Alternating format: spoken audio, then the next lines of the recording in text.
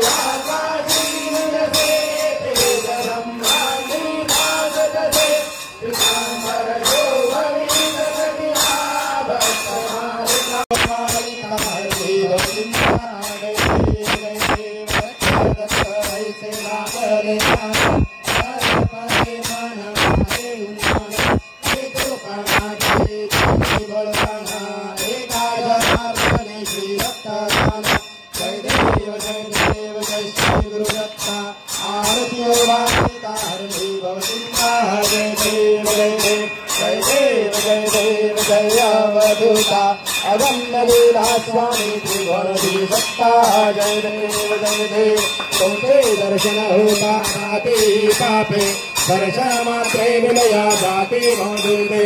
करणे मस्तक ठेवणे मनी समजा पुरते वैकुंठी ते सुख नाही या परते।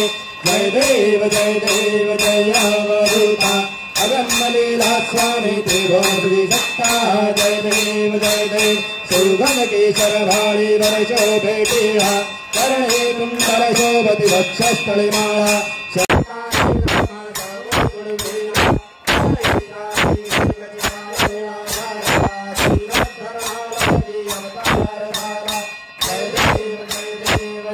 सद्गुरु अवतारा श्री दत्त अवतारा ब्रह्माजी नारद भूषणाजी शंकर दातारा जय देव पुराण पुरुषा सकल धर्माचार्या सर्वमणि गण शर्मा एक गुरुवर्या पांडुरंगा